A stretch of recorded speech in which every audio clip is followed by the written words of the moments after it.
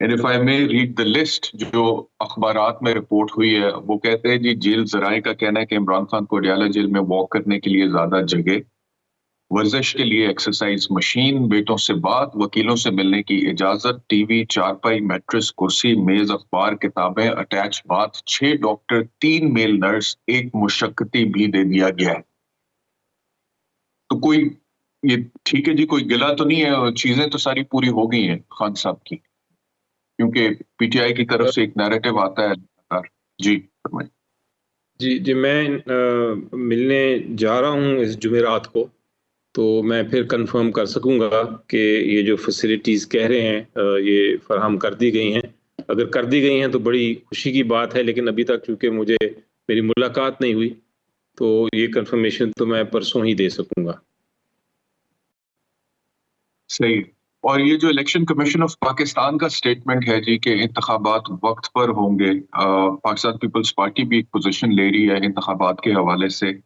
Pakistan peoples party के कुछ रहनुमाओं ने मियां नवाज शरीफ को लाडला प्लस का इलेक्शन कमीशन ऑफ पाकिस्तान की तरफ से जो टाइमलाइन आ रही है वो तकरीबन कोई जनवरी की आ रही है। मियां नवाज शरीफ के केसेस में रिलीफ मिलने का सिलसिला जारी है। क्या जनवरी तक मियां नवाज शरीफ के केसेस में मुकम्मल तौर पर उनके लिए क्या रास्ते खुले हो जाएंगे? क्या पीटीआई को लगता है कि ये उससे मशरूत है, मियां नवाज शरीफ की जो सूरत हाल है उससे मशरूत है इंतखाबात? जी देखें, जहाँ तक तो इंतखाबात का ताल्लुक है, इस वक्त मेरी नज़रें आइन तो हमारा नहीं है, क्योंकि 90 दिन का जो इलेक्शन का मैंडेट था प्रोविंशियल असेंबलीज का, वो तो ख़त्म हो गया है, वो गुजर गया है वक्त, और सुप्रीम कोर्ट की जजमेंट भी नहीं मानी गई। तो आइन तो एक तरह से हमारा अबेंस में है, लेकिन बहरहाल जो भी फैक्टर्स हैं उसमें अब पोजीशन ये है कि सुप्रीम कोर्ट ऑफ पाकिस्तान ने परसों मैंने जुमेरात को केस फिक्स किया हुआ है, जो सुप्रीम कोर्ट सुनेगा और समाअत करेगा, और उसमें इलेक्शन कमीशन को बुलाया है ये पूछने के लिए कि उनका क्या इरादा है, या क्या वो समझते हैं इलेक्शन कब होना चाहिए या होगा, या उन्हें डेट देनी है कि नहीं देनी। तो ये सारे मामला सुप्रीम कोर्ट के सामने ही मेरा ख्याल है इलेक्शन कमीशन को रखने पड़ेंगे। मेरी नज़र में तो इलेक्शन कमीशन पाकिस्तान जो है वो अपनी, उनका एक जिम्मेदारी है कि इलेक्शन शेड्यूल अनाउंस करें, क्योंकि प्रेसिडेंट ऑफ पाकिस्तान ने 6 नवंबर का डेट दी थी जो उन्होंने नहीं मानी, और बहरहाल अब वो नई जो भी डेट देंगे उस पर हम बहस करेंगे कि वो डेट दुरुस्त है कि नहीं है। जहाँ तक इलेक्शन के डिले का ताल्लुक है, आइन में तो कोई गुंजाइश नहीं डिले करने की, चाहे वो नवाज शरीफ साहब के लिए हो या किसी और के लिए। तो इसलिए वो आइन अपनी जगह चलना चाहिए, आइन को अपना एक प्रोसेस है। अगर वो किसी पॉलिटिकल लीडर को फैसिलिटेट करने के लिए आइन को आप फिर से वायलेट कर सकते हैं और कह सकते हैं कि इलेक्शन डिले हो जाए, तो अजीबोगरीब बात होगी। नैब तरमीम के हवाले से खबर है, जस्टिस मंसूर अली शाह साहब का इख्तलाफी नोट सामने आया जिसमें उन्होंने कहा कि फौजी अफसरान और जजेस भी काबिले एहतसाब होंगे।